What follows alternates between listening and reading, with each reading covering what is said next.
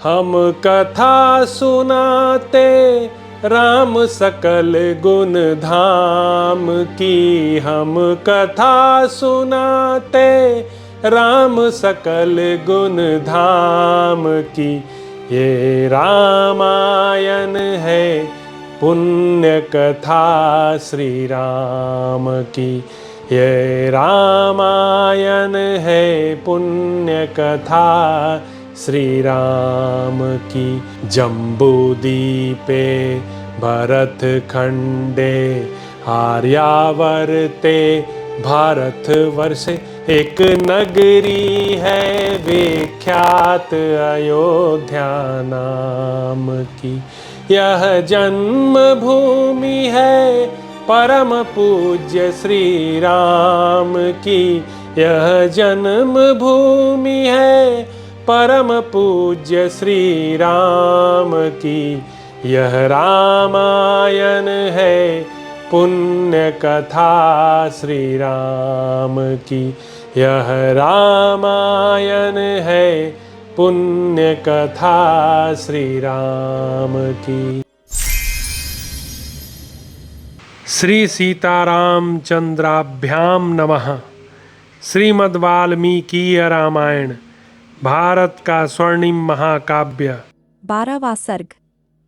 महाराज दशरथ की चिंता, विलाप, कैकेयी को फटकारना, समझाना और उससे वैसा वर न मांगने के लिए अनुरोध करना। कैकेयी का यह कठोर वचन सुनकर महाराज दशरथ को बड़ी चिंता हुई। वे एक मुहूर्त तक अत्यंत संताप करते रहे। उन्होंने सोचा, क्या दिन में ही यह मुझे स्वप्न दिखाई दे रहा है, अथवा मेरे चित्त का मोह है, या किसी भूत ग्रह आदि के आवेश से चित्त में विकलता आ गई है, या आधि व्याधि के कारण यह कोई मन का ही उपद्रव है। यही सोचते हुए उन्हें अपने भ्रम के कारण का पता नहीं लगा। उस समय राजा को मूर्छित कर देने वाला महान दुख प्राप्त हुआ। तत्पश्चात होश में आने पर कैकेयी की बात को याद करके उन्हें पुनः संताप होने लगा। जैसे किसी बाघिन को देखकर मृग व्यथित हो जाता है, उसी प्रकार वे नरेश कैकेयी को देखकर पीड़ित एवं व्याकुल हो उठे। बिस्तर रहित खाली भूमि पर बैठे हुए राजा लंबी सांस खींचने लगे, मानो कोई महाविषैला सर्प किसी मंडल में मंत्रों द्वारा अवरुद्ध हो गया हो। राजा दशरथ रोष में भरकर अहो धिक्कार है, यह कहकर पुनः मूर्छित हो गए। शोक के कारण उनकी चेतना लुप्त सी हो गई। बहुत देर बाद जब उन्हें फिर चेत हुआ, तब वे नरेश अत्यंत दुखी होकर कैकेयी को अपने तेज से दग्धसी करते हुए क्रोधपूर्वक उससे बोले, दयाहीन दुराचारिणी कैकेयी, तू इस कुल का विनाश करने वाली डाइन है। पापिनी, बता मैंने अथवा श्री राम ने तेरा क्या बिगाड़ा है? श्री रामचंद्र तो तेरे साथ सदा सगी माता का सा बर्ताव करते आए हैं, फिर तू किस लिए उनका इस तरह अनिष्ट करने पर उतारू हो गई है? मालूम होता है मैंने अपने विनाश के लिए ही तुझे अपने घर में लाकर रखा था। मैं नहीं जानता था कि तू राजकन्या के रूप में तीखे विष वाली नागिन है। जब सारा जीव जगत श्री राम के गुणों की प्रशंसा करता है, तब मैं किस अपराध के कारण अपने उस प्यारे पुत्र को त्याग दूं? मैं कौसल्या और सुमित्रा को भी छोड़ सकता हूँ, राजलक्ष्मी का भी परित्याग कर सकता हूँ, परंतु अपने प्राणस्वरूप पितृभक्त श्री राम को नहीं छोड़ सकता। अपने ज्येष्ठ पुत्र श्री राम को देखते ही मेरे हृदय में परम प्रेम उमड़ आता है, परंतु जब मैं श्री राम को नहीं देखता हूँ, तब मेरी चेतना नष्ट होने लगती है। संभव है सूर्य के बिना यह संसार टिक सके अथवा पानी के बिना खेती उपज सके, परंतु श्री राम के बिना मेरे शरीर में प्राण नहीं रह सकते। अतः ऐसा वर मांगने से कोई लाभ नहीं। पापपूर्ण निश्चय वाली कैकेयी, तू इस निश्चय अथवा दुराग्रह को त्याग दे। यह लो मैं तेरे पैरों पर अपना मस्तक रखता हूँ, मुझ पर प्रसन्न हो जा। पापिनी, तूने ऐसी परम क्रूरतापूर्ण बात किस लिए सोची है?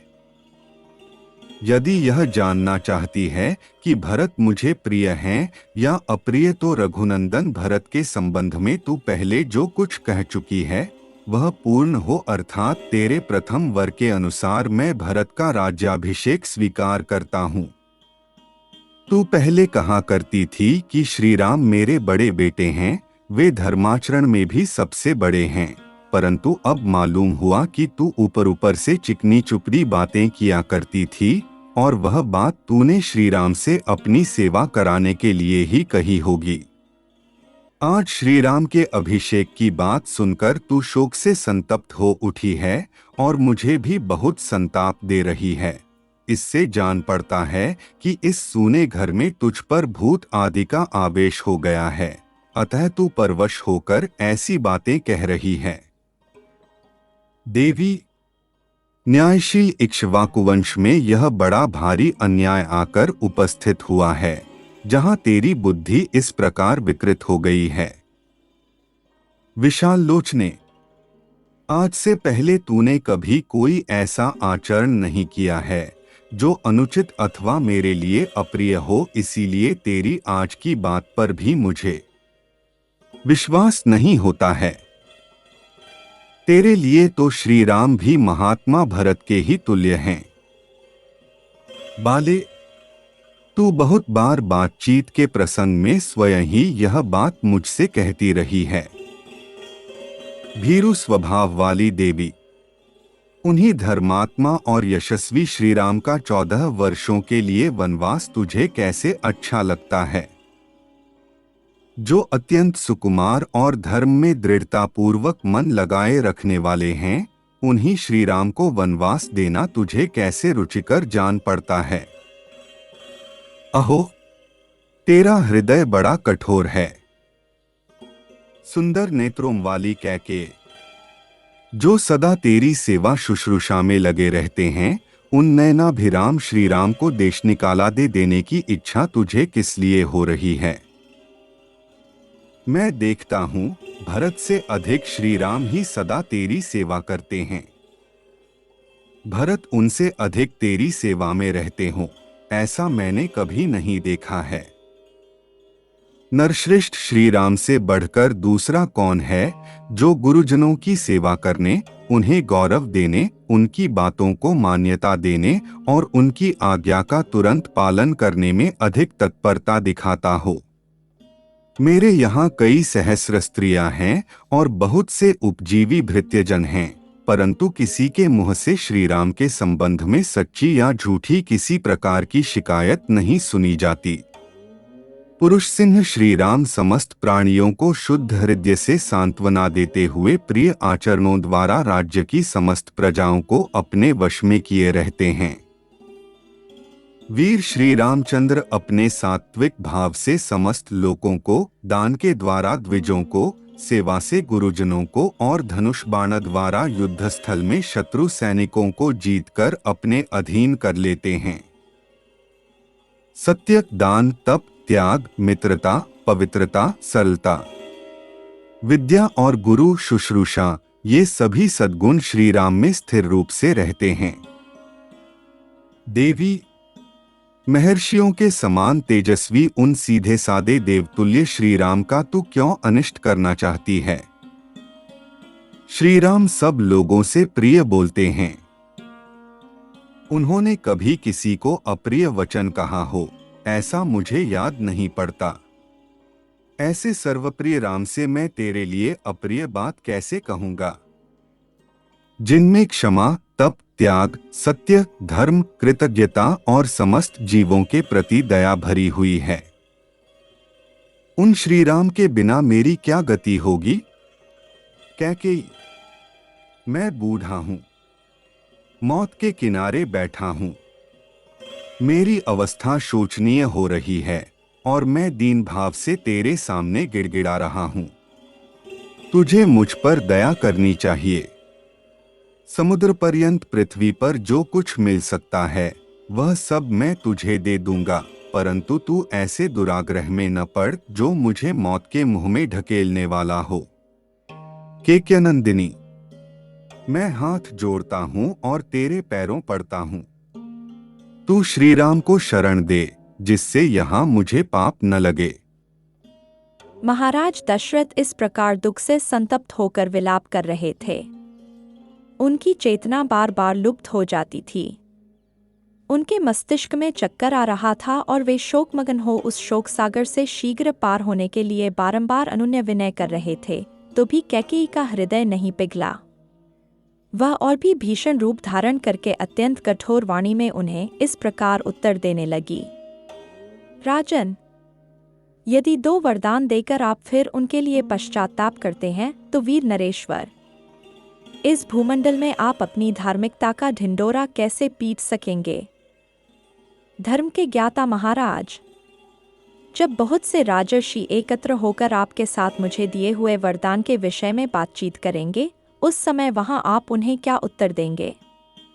यही कहेंगे न कि जिसके प्रसाद से मैं जीवित हूँ, जिसने बहुत बड़े संकट से मेरी रक्षा की, उसी कैकेयी को वर देने के लिए की हुई प्रतिज्ञा मैंने झूठी कर दी। महाराज, आज ही वरदान देकर यदि आप फिर उससे विपरीत बात कहेंगे तो अपने कुल के राजाओं के माथे कलंक का टीका लगाएंगे। राजा शैब्य ने बाज और कबूतर के झगड़े में कबूतर के प्राण बचाने की प्रतिज्ञा को पूर्ण करने के लिए बाज नामक पक्षी को अपने शरीर का मांस काटकर दे दिया था। इसी तरह राजा अलर्क ने एक अंधे ब्राह्मण को अपने दोनों नेत्रों का दान करके परम उत्तम गति प्राप्त की थी। समुद्र ने देवताओं के समक्ष अपनी नियत सीमा को न लांघने की प्रतिज्ञा की थी, सो अब तक वह उसका उल्लंघन नहीं करता है। आप भी पूर्ववर्ती महापुरुषों के बर्ताव को सदा ध्यान में रखकर अपनी प्रतिज्ञा झूठी न करें। परंतु आप मेरी बात क्यों सुनेंगे? दुर्बुद्धि नरेश, आप तो धर्म को तिलांजलि देकर श्रीराम को राज्य पर अभिषिक्त करके रानी कौसल्या के साथ सदा मौज उड़ाना चाहते हैं। अब धर्म हो या अधर्म, झूठ हो या सच, जिस बात के लिए आपने मुझसे प्रतिज्ञा कर ली है, उसमें कोई परिवर्तन नहीं हो सकता। यदि श्रीराम का राज्याभिषेक होगा तो मैं आपके सामने आपके देखते देखते आज ही बहुत सा विष पीकर मर जाऊंगी। यदि मैं एक दिन भी राममाता कौसल्या को राजमाता होने के नाते दूसरे लोगों से अपने को हाथ जोड़वाती देख लूंगी तो उस समय मैं अपने लिए मर जाना ही अच्छा समझूंगी। नरेश्वर, मैं आपके सामने अपनी और भरत की शपथ खाकर कहती हूँ कि श्रीराम को इस देश से निकाल देने के सिवा दूसरे किसी वर से मुझे संतोष नहीं होगा। इतना कहकर कैकेयी चुप हो गई। राजा बहुत रोए, गिड़गिड़ाए, किंतु उसने उनकी किसी बात का जवाब नहीं दिया। श्रीराम का वनवास हो और भरत का राज्याभिषेक, कैकेयी के मुख से यह परम अमंगलकारी वचन सुनकर राजा की सारी इंद्रियां व्याकुल हो उठीं। वे एक मुहूर्त तक कैकेयी से कुछ न बोले।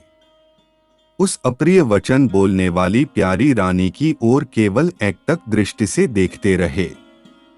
मन को अप्रिय लगने वाली कैकेयी की वह वज्र के समान कठोर तथा दुख शोकमयी वाणी सुनकर राजा को बड़ा दुहक हुआ। उनकी सुख शांति छिन गई। देवी कैकेयी के उस घोर निश्चय और किए हुए शपथ की ओर ध्यान जाते ही वे "हा राम" कहकर लंबी सांस खींचते हुए कटे वृक्ष की भांति गिर पड़े।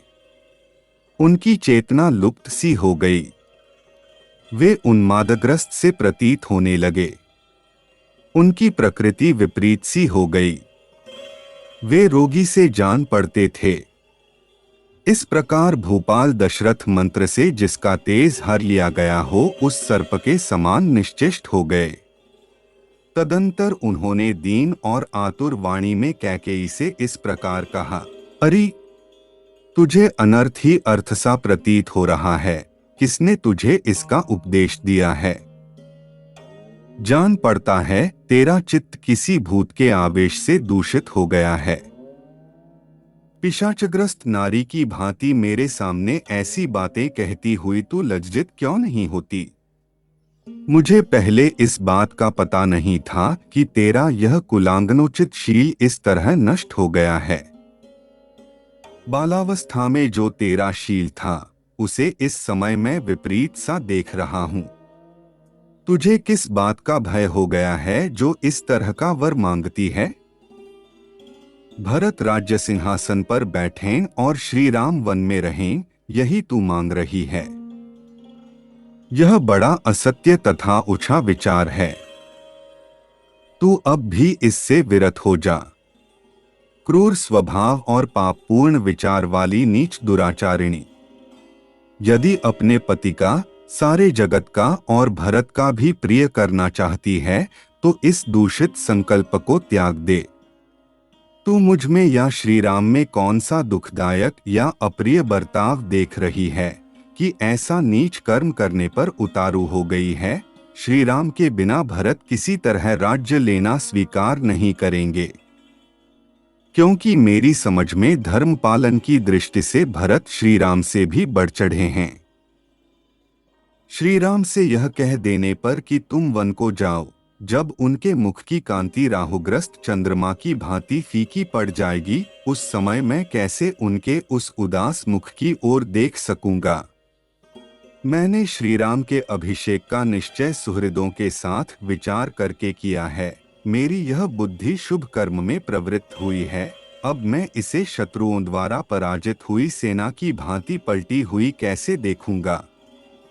नाना दिशाओं से आए हुए राजा लोग मुझे लक्ष्य करके खेदपूर्वक कहेंगे कि इस मूढ़ इक्ष्वाकुवंशी राजा ने कैसे दीर्घकाल तक इस राज्य का पालन किया है। जब बहुत से बहुश्रुत गुणवान एवं वृद्ध पुरुष आकर मुझसे पूछेंगे कि श्री राम कहाँ हैं, तब मैं उनसे कैसे यह कहूंगा कि कैकेयी के दबाव देने पर मैंने अपने बेटे को घर से निकाल दिया? यदि कहूं कि श्री राम को वनवास देकर मैंने सत्य का पालन किया है, तो इसके पहले जो उन्हें राज्य देने की बात कह चुका हूं वह असत्य हो जाएगी। यदि राम वन को चले गए तो कौसल्या मुझे क्या कहेगी? उसका ऐसा महान अपकार करके मैं उसे क्या उत्तर दूंगा? हाय, जिसका पुत्र मुझे सबसे अधिक प्रिय है, वह प्रिय वचन बोलने वाली कौसल्या जब जब दासी, सखी, पत्नी, बहन और माता की भांति मेरा प्रिय करने की इच्छा से मेरी सेवा में उपस्थित होती थी, तब तब उस सत्कार पाने योग्य देवी का भी मैंने तेरे ही कारण कभी सत्कार नहीं किया। तेरे साथ जो मैंने इतना अच्छा बर्ताव किया, वह याद आकर इस समय मुझे उसी प्रकार संताप दे रहा है जैसे अपथ्य, हानिकारक व्यंजनों से युक्त खाया हुआ अन्न किसी रोगी को कष्ट देता है। श्री राम के अभिषेक का निवारण और उनका वन की ओर प्रस्थान देखकर निश्चय ही सुमित्रा भयभीत हो जाएगी, फिर वह कैसे मेरा विश्वास करेगी?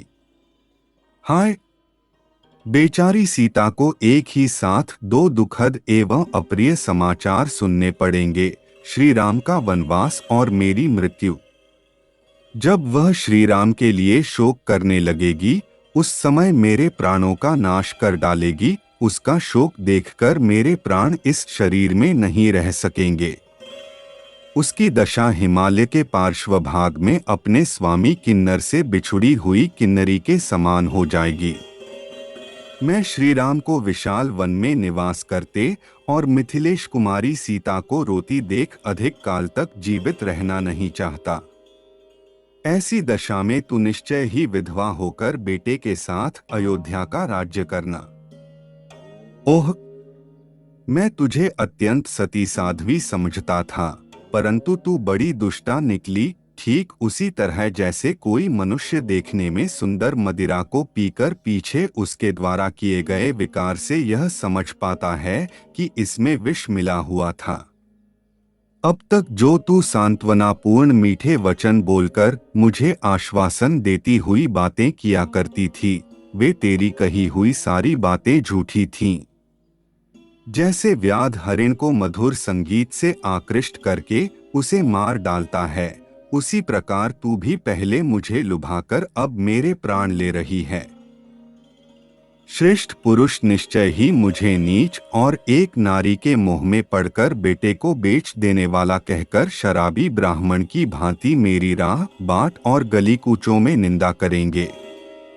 अहो, कितना दुख है, कितना कष्ट है, जहां मुझे तेरी ये बातें सहन करनी पड़ती हैं। मानो यह मेरे पूर्वजन्म के किए हुए पाप का ही अशुभ फल है जो मुझ पर ऐसा महान दुख आ पड़ा। पापिनी, मुझ पापी ने बहुत दिनों से तेरी रक्षा की और अज्ञानवश तुझे गले लगाया, किंतु तू आज मेरे गले में पड़ी हुई फांसी की रस्सी बन गई। जैसे बालक एकांत में खेलता खेलता काले नाग को हाथ में पकड़, उसी प्रकार मैंने एकांत में तेरे साथ क्रीड़ा करते हुए तेरा आलिंगन किया है, परंतु उस समय मुझे यह न सूझा कि तू ही एक दिन मेरी मृत्यु का कारण बनेगी। हाय, मुझ दुरात्मा ने जीते जी ही अपने महात्मा पुत्र को पितृहीन बना दिया। मुझे यह सारा संसार निश्चय ही धिक्कारेगा, गालियां देगा, जो उचित ही होगा। लोग मेरी निंदा करते हुए कहेंगे कि राजा दशरथ बड़ा ही मूर्ख और कामी है, जो एक स्त्री को संतुष्ट करने के लिए अपने प्यारे पुत्र को वन में भेज रहा है। हाय, अब तक तो श्री राम वेदों का अध्ययन करने, ब्रह्मचर्य व्रत का पालन करने तथा अनेकानेक गुरुजनों की सेवा में संलग्न रहने के कारण दुबले होते चले आए हैं। अब जब इनके लिए सुख भोग का समय आया है, तब ये वन में जाकर महान कष्ट में पड़ेंगे। अपने पुत्र श्री राम से यदि मैं कह दूं कि तुम वन को चले जाओ, तो वे तुरंत बहुत अच्छा कहकर मेरी आज्ञा को स्वीकार कर लेंगे।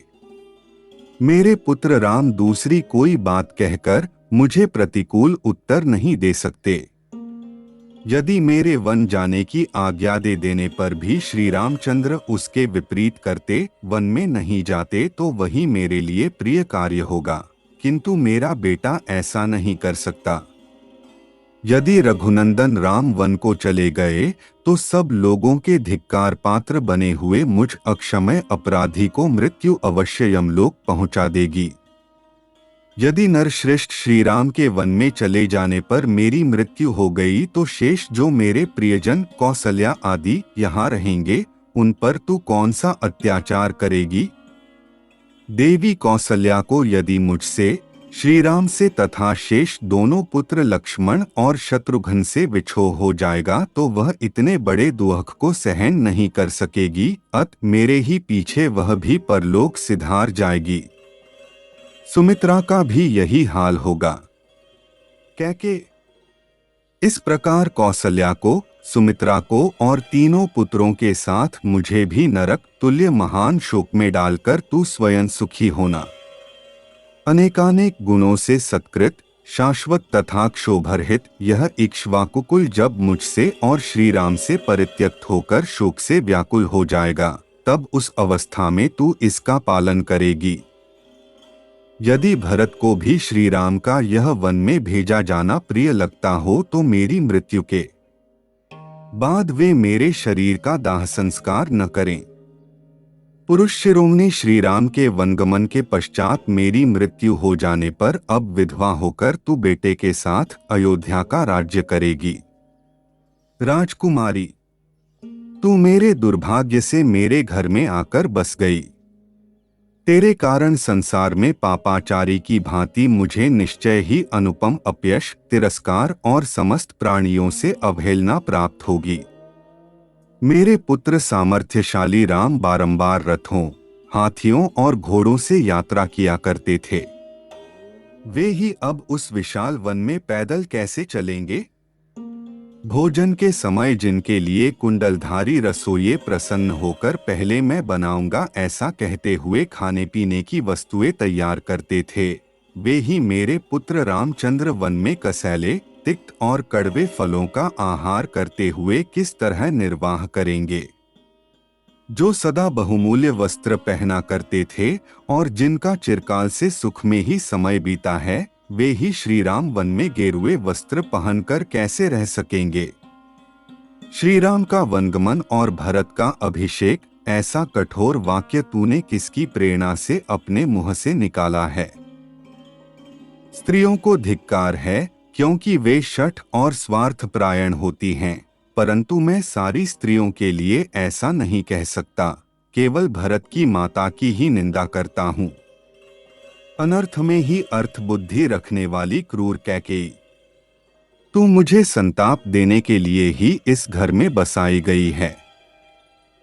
अरे, मेरे कारण तू अपना कौन सा अप्रिय होता देख रही है? अथवा सबका निरंतर हित करने वाले श्री राम में ही तुझे कौन सी बुराई दिखाई देती है? श्री राम को संकट के समुद्र में डूबा हुआ देखकर तो पिता अपने पुत्रों को त्याग देंगे, अनुरागिणी स्त्रियां भी अपने पतियों को त्याग देंगी। इस प्रकार यह सारा जगत ही कुपित विपरीत व्यवहार करने वाला हो जाएगा। देव कुमार के समान कमनीय रूप वाले अपने पुत्र श्री राम को जब वस्त्र और आभूषणों से विभूषित होकर सामने आते देखता हूँ तो नेत्रों से उनकी शोभा निहार कर निहाल हो जाता हूँ। उन्हें देखकर ऐसा जान पड़ता है मानो मैं फिर जवान हो गया। कदाचित सूर्य के बिना भी संसार का काम चल जाए, वज्रधारी इंद्र के वर्षा न करने पर भी प्राणियों का जीवन सुरक्षित रह जाए, परंतु राम को यहाँ से वन की ओर जाते देखकर कोई भी जीवित नहीं रह सकता, मेरी ऐसी धारणा है।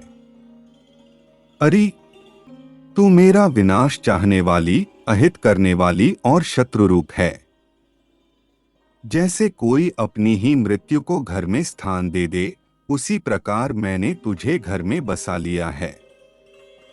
खेद की बात है कि मैंने मोहवश तुझ महाविशैली नागिन को चिरकाल से अपने अमे धारण कर रखा है, इसीलिए आज मैं मारा गया। मुझसे, श्री राम और लक्ष्मण से हीन होकर भरत समस्त बांधवों का विनाश करके तेरे साथ इस नगर तथा राष्ट्र का शासन करें तथा तू मेरे शत्रुओं का हर्ष बढ़ाने वाली हो। क्रूरतापूर्ण बर्ताव करने वाली कैकेयी, तू संकट में पड़े हुए पर प्रहार कर रही है। अरे, जब तू दुराग्रह पूर्वक आज ऐसी कठोर बातें मुंह से निकालती है, उस समय तेरे दांतों के हजारों टुकड़े होकर मुंह से नीचे क्यों नहीं गिर जाते? श्री राम कभी किसी से कोई अहितकारक या अप्रिय वचन नहीं करते हैं। वे कटुवचन बोलना जानते ही नहीं हैं। उनका अपने गुणों के कारण सदा सर्वदा सम्मान होता है। उन्हीं मनोहर वचन बोलने वाले श्री राम में तू दोष कैसे बता रही है? क्योंकि वनवास उसी को दिया जाता है जिसके बहुत से दोष सिद्ध हो चुके हों। ओ केकयराज के कुल की जीती जागती कलंक, तू चाहे ग्लानि में डूब जा अथवा आग में जलकर खाक हो जा या विष खाकर प्राण दे दे अथवा पृथ्वी में हजारों दरारें बनाकर उसी में समा जा, परंतु मेरा अहित करने वाली तेरी यह अत्यंत कठोर बात मैं कदापि नहीं मानूंगा। तू छुरे के समान घात करने वाली है। बातें तो मीठी मीठी करती है, परंतु वे सदा झूठी और सद्भावना से रहित होती हैं। तेरे हृदय का भाव अत्यंत दूषित है तथा तू अपने कुल का भी नाश करने वाली है। इतना ही नहीं, तू प्राणों सहित मेरे हृदय को भी जलाकर भस्म कर डालना चाहती तू है, इसीलिए मेरे मन को नहीं भाती है। तुझ पापिनी का जीवित रहना मैं नहीं सह सकता। देवी, अपने बेटे श्री राम के बिना मेरा जीवन नहीं रह सकता, फिर कहां से सुख हो सकता है? आत्मज्ञ पुरुषों को भी अपने पुत्र से बिछोह हो जाने पर कैसे चैन मिल सकता है? अतः तू मेरा अहित न कर। मैं तेरे पैर छूता हूं, तू मुझ पर प्रसन्न हो जा। इस प्रकार महाराज दशरथ मर्यादा का उल्लंघन करने वाली उस हठीली स्त्री के वश में पड़कर अनाथ की भांति विलाप कर रहे थे। वे देवी कैकेयी के फैलाए हुए दोनों चरणों को छूना चाहते थे, परंतु उन्हें न पाकर बीच में ही मूर्छित होकर गिर पड़े। ठीक उसी तरह जैसे कोई रोगी किसी वस्तु को छूना चाहता है, किंतु दुर्बलता के कारण वहां तक न पहुंचकर बीच में ही अचेत होकर गिर जाता है। हम कथा इस प्रकार श्री सुनाते वाल्मीकि निर्मित आज राम रामायण आदि सकल काव्य के गुण अयोध्याकांड में 12वां धाम सर्ग की। पूरा हुआ। हम कथा सुनाते राम सकल गुण धाम की। ये रामायण है पुण्य कथा श्री राम की। ये रामायण है पुण्य कथा श्री राम की। जम्बूदीपे भरत खंडे आर्यावर्ते भारत वर्षे। एक नगरी है विख्यात अयोध्या नाम की। यह जन्म भूमि है परम पूज्य श्री राम की। यह जन्म भूमि है परम पूज्य श्री राम की। यह रामायण है पुण्य कथा श्री राम की। यह रामायण है पुण्य कथा श्री राम की।